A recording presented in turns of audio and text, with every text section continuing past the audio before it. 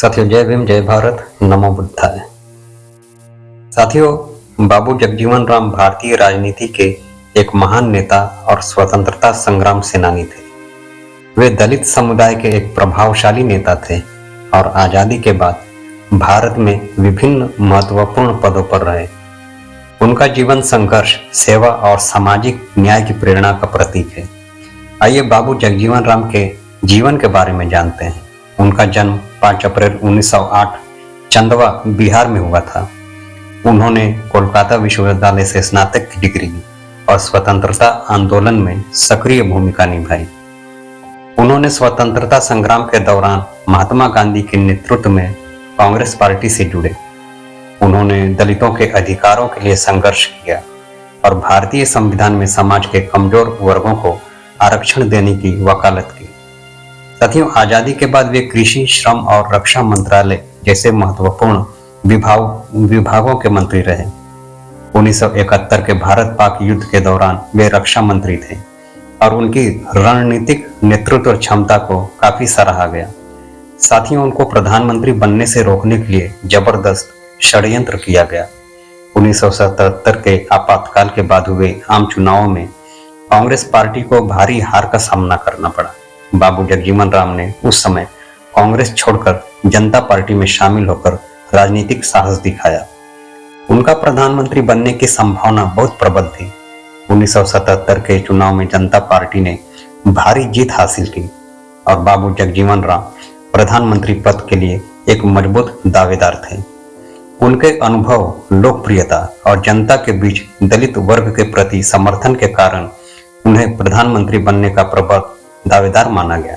जनता party के भीतर ही जातिगत और राजनीतिक खींचतान ने उनकी दावेदारी कमजोर कर दी। कुछ वरिष्ठ नेताओं जैसे मोरारजी देसाई और अन्य ने तर्क दिया कि उनकी जाति और दलित समुदाय से होने के कारण वे बड़े समाज का समर्थन नहीं पा सकते।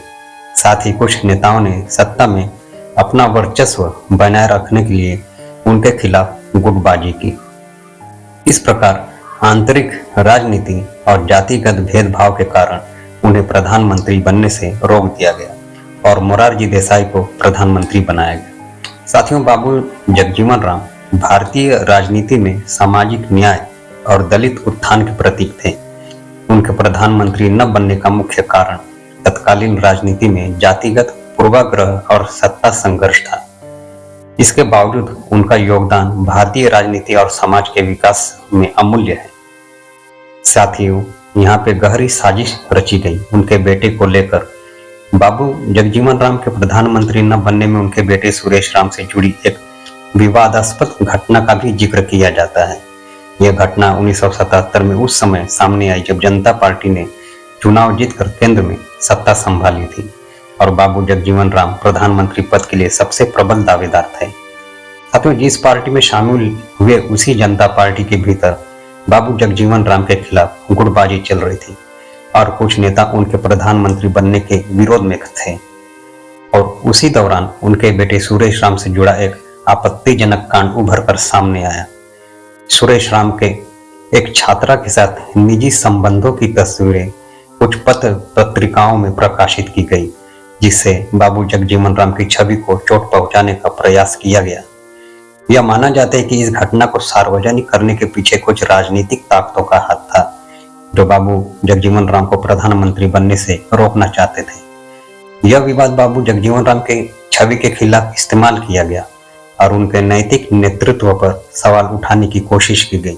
हालांकि इस विवाद का सीधा संबंध उनके राजनीतिक कौशल या योग्यता से नहीं था, लेकिन जनता पार्टी के भीतर विरोधियों ने इसे उनकी जमीन उम्मीदवारी कमजोर करने के लिए एक हथियार के रूप में इस्तेमाल किया और अंततः मोरारजी देसाई को प्रधानमंत्री चुन लिया गया।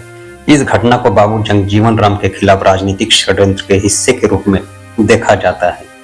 उनके बेटे की व्यक्तिगत गलती को बढ़ा चढ़ाकर पेश किया गया ताकि उनकी छवि को धूमिल किया जा सके। यह घटना भारत की उस राजनीति को उजागर करती है जहां व्यक्तिगत और जातिगत मुद्दों का इस्तेमाल बड़े नेताओं के कैरियर को प्रभावित करने के लिए किया गया। बाबू जगजीवन राम इसके बावजूद भारतीय राजनीति में एक आदर्श और प्रेरणा स्रोत बने रहे। साथियों, इस मामले में मेनका गांधी का नाम भी अक्सर जोड़ा जाता है। यह कहा जाता है कि 1977 में बाबू जगजीवन राम के प्रधानमंत्री बनने की दावेदारी को कमजोर करने के लिए उनके बेटे सुरेश राम से जुड़े विवाद को उछाला गया और इसमें मेनका गांधी का कथित रूप से योगदान था। साथियों, मेनका गांधी उस समय एक प्रसिद्ध युवा पत्रकार और सूर्या मैगजीन की संपादक थी। सूर्या मैगजीन ने सुरेश राम और एक महिला छात्रा की आपत्तिजनक तस्वीरें प्रकाशित कर दी। यह घटना उस समय राजनीतिक गलियारों में चर्चा का विषय बन गई और इसे बाबू जगजीवन राम के खिलाफ एक षड्यंत्र के रूप में देखा गया। ऐसा माना जाता है कि मेनका गांधी ने यह स्टोरी जानबूझकर प्रकाशित की ताकि बाबू जगजीवन राम की छवि को नुकसान पहुंचाया जा सके। हालांकि यह स्पष्ट नहीं है कि उन्होंने यह कदम किसी व्यक्तिगत निर्णय के तहत उठाया था या इसके पीछे कोई राजनीतिक ताकतें थी। साथियों, उस समय जनता पार्टी के भीतर सत्ता संघर्ष चरम पर था। बाबू जगजीवन राम प्रधानमंत्री पद के सबसे मजबूत दावेदारों में से एक थे। उनके विरोधी गुट ने इस विवाद का इस्तेमाल उनकी छवि धूमिल करने के लिए किया। मेनका गांधी के इस प्रकरण में शामिल होने को कई लोग राजनीतिक षड्यंत्र का हिस्सा मानते हैं। मेनका गांधी द्वारा सूर्या मैगजीन में तस्वीर प्रकाशित करने को बाबू जगजीवन राम के प्रधानमंत्री बनने से रोकने की साजिश का एक हिस्सा माना जाता है।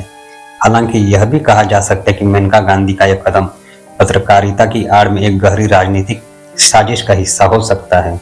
बाबू जगजीवन राम के प्रधानमंत्री न बनने के पीछे यह विवाद और पार्टी के भीतर जातिगत तथा व्यक्तिगत विरोध की बड़ी भूमिका थी। साथियों, जनता पार्टी आला कमान ने बाबू जगजीवन राम की प्रधानमंत्री पद की दावेदारी पर विचार तो किया, लेकिन पार्टी के भीतर गहरी गुटबाजी और सत्ता संघर्ष के चलते उन्हें समर्थन नहीं मिला। जनता पार्टी एक विविध राजनीतिक दलों और विचारधाराओं का गठबंधन था, जिसमें कई नेता अपने अपने एजेंडे के साथ काम कर रहे थे। वही जनता पार्टी में मोरारजी देसाई का वर्चस्व था। जनता पार्टी में मोरारजी देसाई एक बड़ा गुट था जो उन्हें प्रधानमंत्री के रूप में देखना चाहता था। वे वरिष्ठता और अनुभव के आधार पर दावेदारी कर रहे थे, लेकिन उनसे ज्यादा अनुभव बाबू जगजीवन राम के पास था। साथियों, बाबू जगजीवन राम दलित समुदाय के सबसे बड़े नेता थे, लेकिन पार्टी के कुछ नेताओं के भीतर जातिगत भेदभाव की भावना मौजूद थी। इस पूर्वाग्रह ने उनकी उम्मीदवारी को कमजोर किया। सुरेश राम से जुड़ी तस्वीरों का विवाद एक ऐसा मुद्दा बना जिसे आला कमान ने उनकी छवि पर धब्बा मान लिया। हालांकि यह विवाद बाबू जगजीवन राम की योग्यता और राजनीतिक योगदान से जुड़ा नहीं था, फिर भी इसे उनके खिलाफ इस्तेमाल किया गया। जनता पार्टी के भीतर उनके विरोधी गुट ने इस विवाद को बढ़ावा देकर उन्हें कमजोर किया। साथियों, जनता पार्टी के नेताओं में एकजुटता की कमी थी। बाबू जगजीवन राम के विरोधी यह नहीं चाहते थे कि एक दलित नेता प्रधानमंत्री बने, क्योंकि इससे उनका राजनीतिक वर्चस्व खतरे में पड़ सकता था। साथियों, बहुत ही अफसोस की बात कि आला कमान ने मोरारजी देसाई को सुरक्षित और समझौतावादी विकल्प माना और एक दलित के अधिकार को कुचला गया और प्रधानमंत्री बनने से रोका गया। जनता पार्टी आला कमान ने सुरेश राम विवाद और आंतरिक गुटबाजी को बहाना बनाकर बाबू जगजीवन राम को दरकिनार कर दिया। यह निर्णय पार्टी के भीतर जातिगत और व्यक्तिगत राजनीति के परिणाम था। यदि आला कमान ने इस मुद्दे को नजरअंदाज कर उनकी योग्यता और योगदान को प्राथमिकता दी होती तो भारत को एक सक्षम और अद्वितीय प्रधानमंत्री मिल सकता था।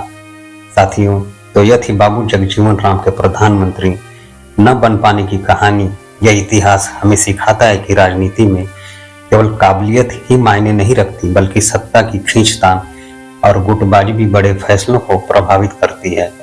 अगर आपको यह कहानी ज्ञानवर्धक लगी हो तो हमारे चैनल को सब्सक्राइब करें और वीडियो को लाइक करना न भूलें। जय हिंद, जय भारत।